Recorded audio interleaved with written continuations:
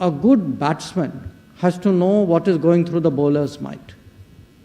And that's really when you read the ball coming in. So it's a test, okay? Because there's a competition going on here. Each one tries to be a step beyond the other. I mean, diplomacy is very, very often like that.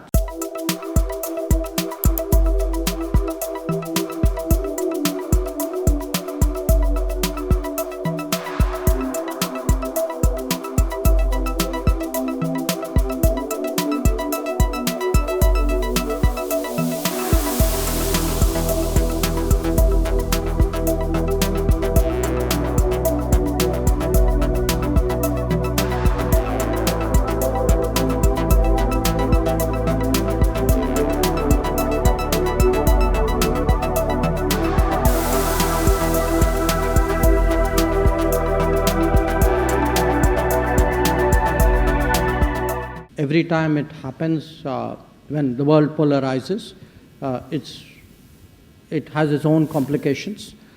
And we are at that state right now. Because partly, I mean, there are multiple reasons. The conflict in Ukraine is one reason, but that's not the only reason. I think the polarization in Asia has a very completely different reason for it and a basis for it. How do you manage it? First of all, we need to be clear about what our interests are. We need to be confident that we will be pursuing them.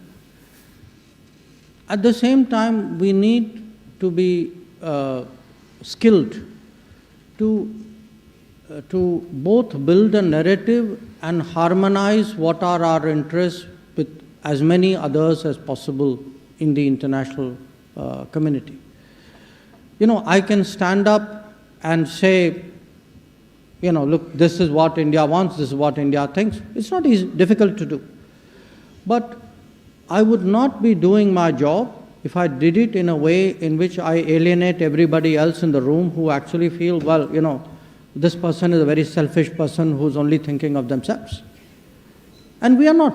I mean, we are not a selfish country. In fact, I mean, we are a country which in many ways has been generous even at a time when, you know, we were much poorer.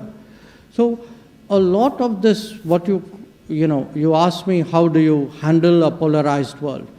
I think once you have the clarity, once it is backed up by confidence, once, in a sense, I would say you've done your numbers right, you've done your preparations, you figure out what are the interests of other people, and then you put it to them in a way in which it makes sense.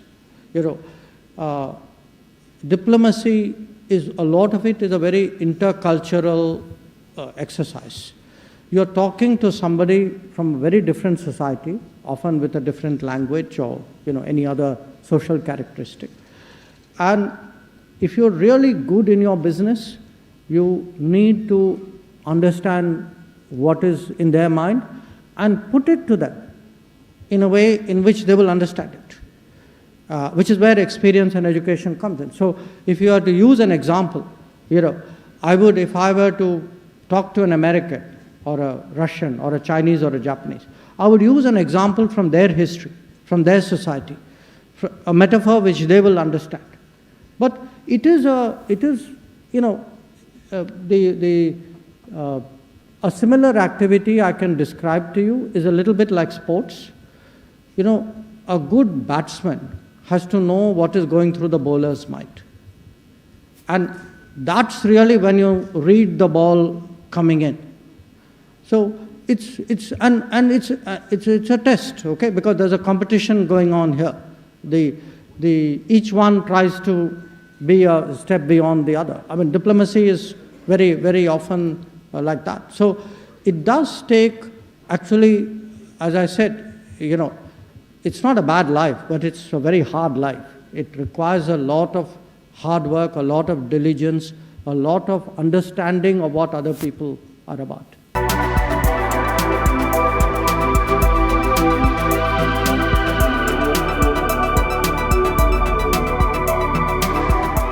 it's not pressure. It's actually you have a, I don't know, a kind of a tailwind, something out there which gives you a bounce, a different sense. Because I don't want this to sound as lacking in humility. That's not my intent. But the fact is, when you speak for every fifth or sixth person in the world, when the decisions which you have influenced or contributed to impact so many people, when you feel pressure if you feel your mistakes can harm them, which is completely understandable, but then you also have that adrenaline when your good judgments can help them, can take them forward. So I would say overall, when you stand out there representing India, and I mean, how do I put it to you? When your national anthem plays, when your flag goes up, when you're standing out there, it's a feeling very difficult to describe. And it's a very good feeling.